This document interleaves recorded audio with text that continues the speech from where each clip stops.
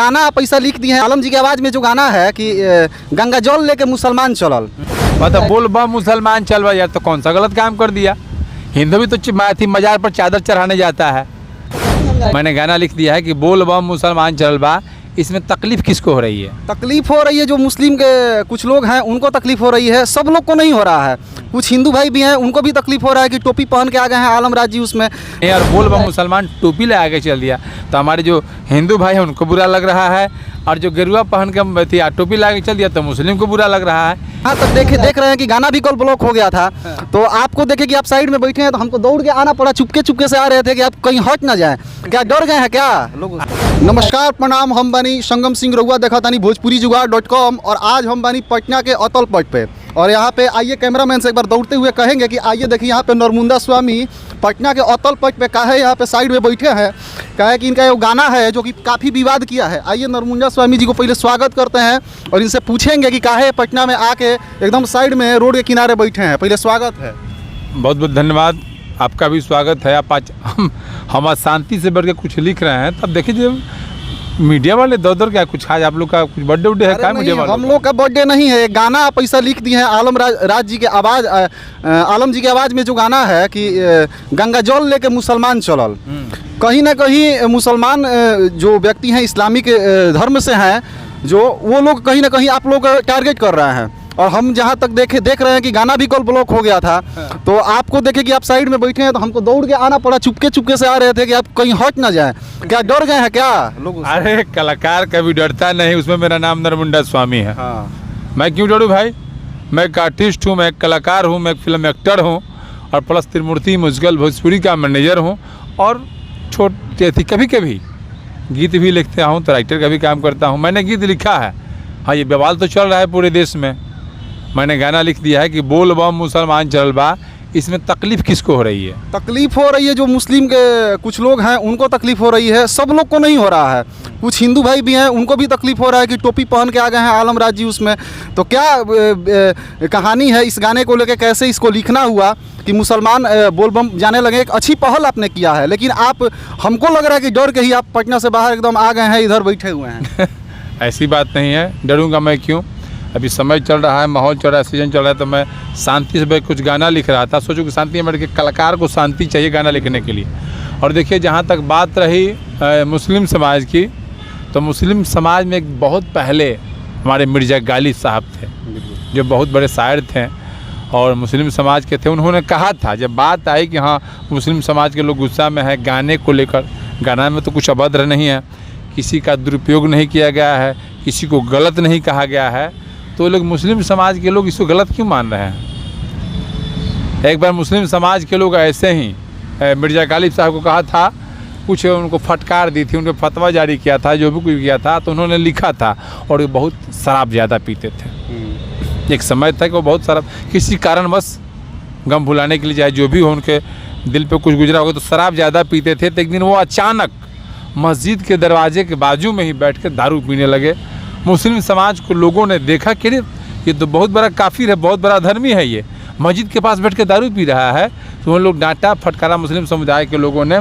तो मिर्ज़ा गालिब साहब ने कहा कि मुझे पीने दे शराब मस्जिद में बैठकर ऐ जाहिद, वरना ऐसी कोई जगह बता जहाँ खुदा ना हो। क्या बात है। तो ये धर्म और ये आत्मा अलग की चीज़ है, मानने वालों के लिए मैंने माना है।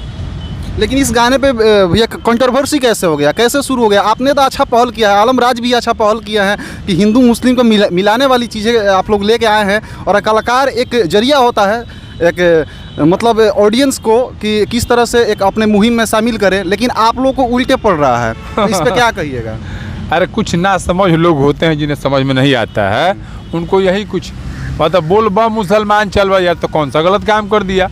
हिंदू भी तो मजार पर चादर चढ़ाने जाता है, तो वो गलत कहाँ किया? हिंदू तो गुरुद्वारा के जो लोग होते हैं वो भी तो मंदिर में जाते हैं, तो यार किसी को एलर्जी नहीं है। और बोल बा मुसलमान टोपी ले आके चल दिया तो हमारे जो हिंदू भाई हैं उनको बुरा लग रहा है, और जो गेरुआ पहन के टोपी ला के चल दिया तो मुस्लिम को बुरा लग रहा है। ये दोनों धर्म को, दोनों समुदाय को जोड़ने के लिए काम किया गया है।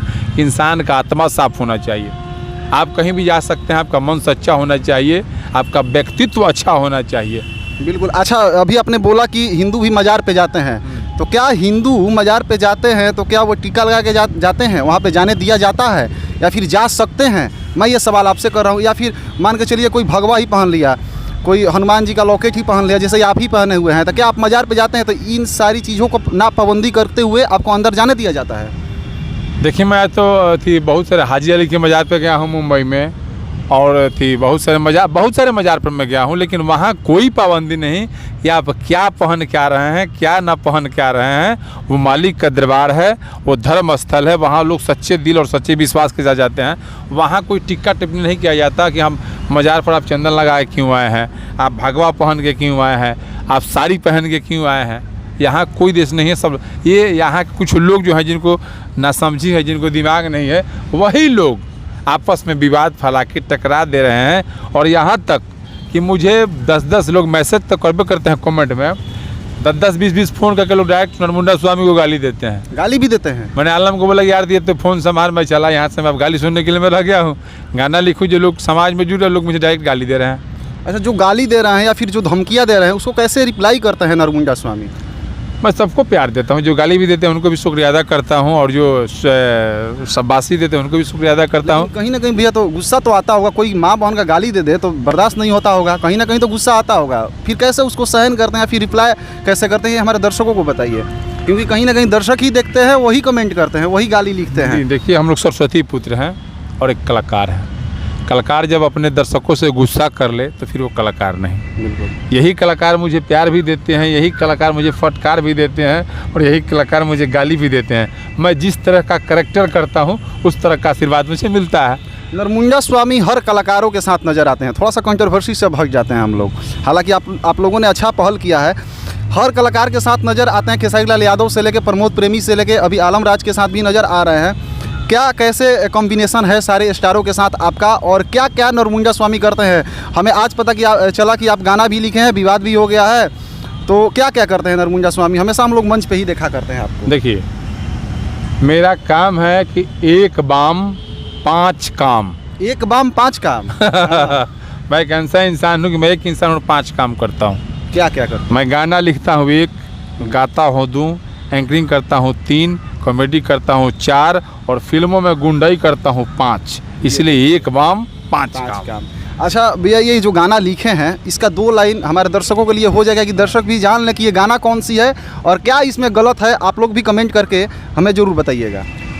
गाना मैंने लिखा था, मुखरा भी है और अंतरा भी। अंतरा के लास्ट अंतरा मैंने लिखा था कि मालिक जब सृष्टि बनाए तो उस पर मैंने लिखा हूँ, हर की दुनिया में भेजले बना के इंसान हो, आपस में लड़े कहे हिंदू मुसलमान हो, हर की चेहरा पले मुस्कान चलल बा, कि आलम नरमुंडा सीना तान चलल बा, गंगा जल लेके बम मुसलमान चलल बा।